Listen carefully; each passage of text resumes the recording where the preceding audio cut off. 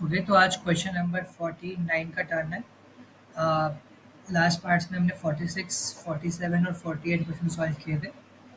46 और 47 क्वेश्चंस थोड़े से बेटर लेवल के क्वेश्चंस थे, जबकि क्वेश्चन नंबर 48 हमारा इजी क्वेश्चन था, वो 2 मिनट में ही हो गया था सॉल्व। क्वेश्चन नंबर 49 अगेन एक अच्छा क्वेश्चन है, कोऑर्डिनेट ज्योमेट्री टॉपिक का है। थोड़ा इसमें ट्रिग्नोमेट्री की भी नॉलेज लगेगी, एओडी की भी नॉलेज लगेगी और कॉमन सेंस भी काफ़ी लगेगा। तो ये एक ऐसा क्वेश्चन है जो एडवांस में आने लायक है, मेंस में भी आ सकता है, एडवांस में भी आ सकता है, दोनों के लिए रेलेवेंट क्वेश्चन है। तो स्टार्ट करते हैं इस क्वेश्चन को। पहली बात तो इसने ये बोल रखी है, इसके दोनों अप्रोच हो सकते हैं। इसका एक अप्रोच ज्योमेट्री भी हो सकता है, एक अप्रोच ट्रिग्नोमेट्री भी हो सकता है। मैं दोनों से करके दिखाता हूँ। हमें ये रखा है कि एक कर्व है 4x² plus alpha square y square is equals to 4 alpha square. ठीक है, ये क्या है, इसको देख के मैं क्या क्लिक करते हैं कि ये एक एलिप्स है। एक एलिप्स दिखा तो उसको स्टैंडर्ड फॉर्म में कर लेते हैं। वो हुआ मेरे पास x square by alpha square plus y square by 4 is equals to 1। और इसने कह रखा है कि एक पॉइंट पी है जो इस एलिप्स पे लाई करता है। नोट डैट, मुझे अब तक ये बात नहीं पता कि ये एक हॉरिजॉन्टल एलिप्स है या वर्टिकल एलिप्स है, क्योंकि जो इसने अल्फा स्क्वायर की रेंज दे रखी है वो है 0 से लेके 8 तक। अब मैं कैसे कमेंट करूँ उस बात पे कि ये हॉरिजॉन्टल एलिप्स होगा या वर्टिकल एलिप्स होगा। दो केस बनेंगे। केस वन क्या होगा, जब अल्फा स्क्वायर की वैल्यू 8 से छोटी हो, या फिर अल्फा स्क्वायर की वैल्यू 4 से छोटी हो, या फिर अल्फा स्क्वायर की वैल्यू 4 से बड़ी हो। 4 से बड़ी होगी तो ऑफ कोर्स 8 से छोटी ही होगी, इस रेंज को तो सेटिस्फाई करना ही है, क्योंकि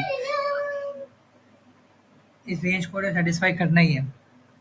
ठीक है, तो अगर अल्फा स्क्वायर लेस देन 4 होगा तो ये एक वर्टिकल एलिप्स होगा, और अगर अल्फा स्क्वायर ग्रेटर देन 4 होगा तो ये एक हॉरिजॉन्टल एलिप्स होगा। मुझे नहीं पता कौन सा एलिप्स होना चाहिए, तो मैं एक बार मान लेता हूँ कि ये हॉरिजॉन्टल एलिप्स है।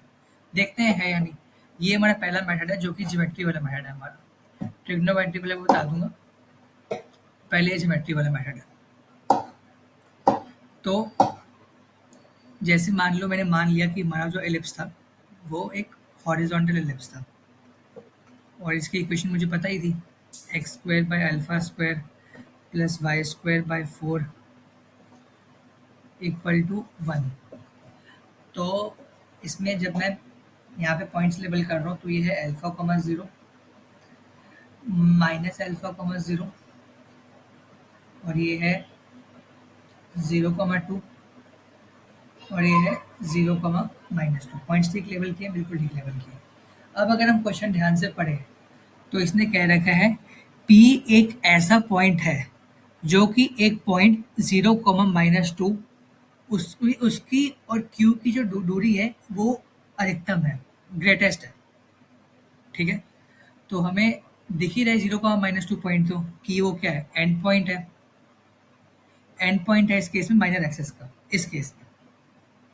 और यहाँ पे एक पी पॉइंट है जो कि मुझे नहीं पता इसके कोऑर्डिनेट्स क्या है, मुझे तो निकालना है पी पॉइंट। कि मुझे बस पता है इतना है कि इसकी और पी पॉइंट की जो दूरी है वो मैक्सिमम होनी चाहिए। अब तुम ध्यान से देखो कि अगर मैंने इन दो पॉइंट्स को ज्वाइन कर रहा हूँ, ठीक है, अब पी पॉइंट यहाँ तो हो नहीं सकता।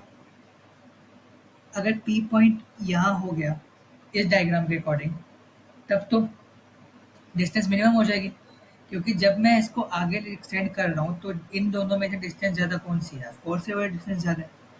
इन दोनों में से ज़्यादा डिस्टेंस कौन सी है, ये वाली ज़्यादा है। इन दोनों में से ज़्यादा कौन सी है, ये वाली ज़्यादा है।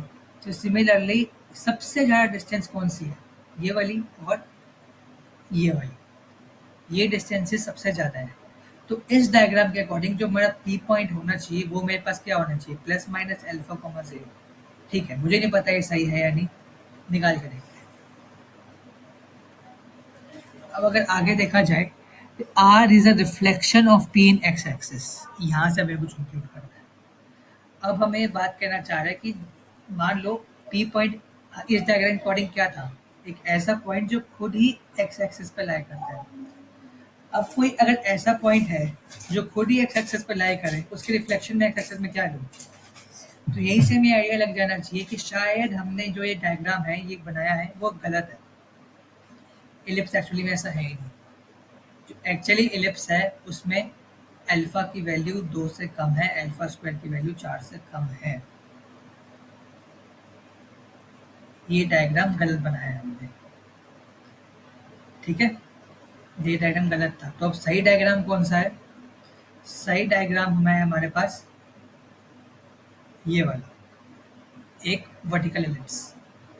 थोड़ा हैंडराइटिंग देख लेना, बस पॉइंट्स वगैरह सही लेवल करूंगा मैं, तो उसमें कोई दिक्कत नहीं। माइनस अल्फा कॉमा जीरो ये हो जाएगा, अल्फा कॉमा जीरो ये हो जाएगा, 0, -2 ये हो जाएगा, और 0, +2 ये हो जाएगा।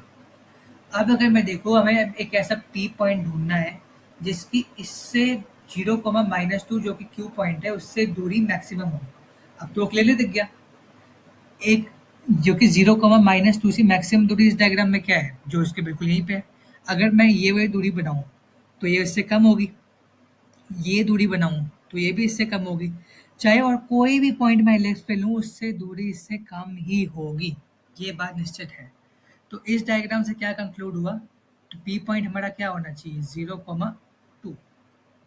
अब अगर इसकी रिफ्लेक्शन में एक्स एक्सिस में लूँ तो वो आएगी 0, -2। क्वेश्चन सेट हो रहा है यहाँ से। तो हमारे पास 8 पॉइंट पता लगा हमें, 8 पॉइंट पता लगा हमें, तो हमें निकालना है least distance from R. Least distance क्या होता है, परपेंडिकुलर डिस्टेंस।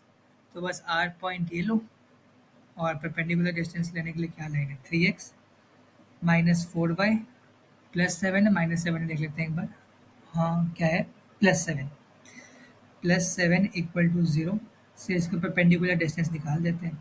0, 8 +7/5 का mod, answers come out to be 5। Pure geometrical तरीका प्रॉब्लम को सॉल्व करने का। अगर ये फिगर ठीक नहीं है, फिगर में दिखा देता हूँ कि वो मैक्सिमम डिस्टेंस कैसे है।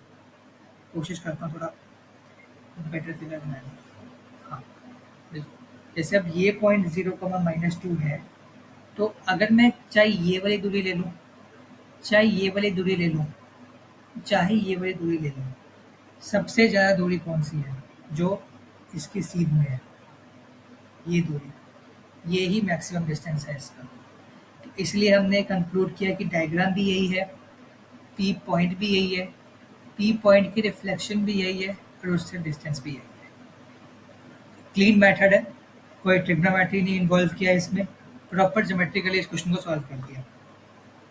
अब अगर ज़रूरी नहीं है हमें एग्ज़ाम में मेथड या अप्रोच क्लिक करें, क्योंकि जब मैंने फर्स्ट टाइम इस क्वेश्चन को सॉल्व किया था मेरे को भी ज्योमेट्री क्लिक नहीं की थी, और मैक्सिमम लोगों को और एग्ज़ाम टाइम में भी ज्योमेट्री सोचना एक इजी काम तो नहीं होता, वेरी ऑनेस्टली नहीं होता इजी काम।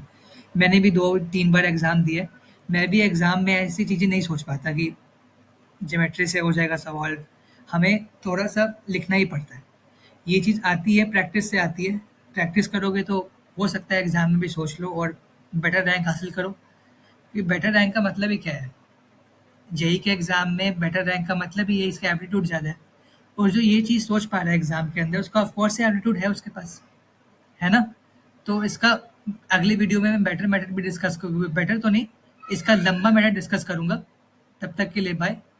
उसका ट्रिग्नोमेट्री वाला मेथड जो सोचने में आसान है, ठीक है?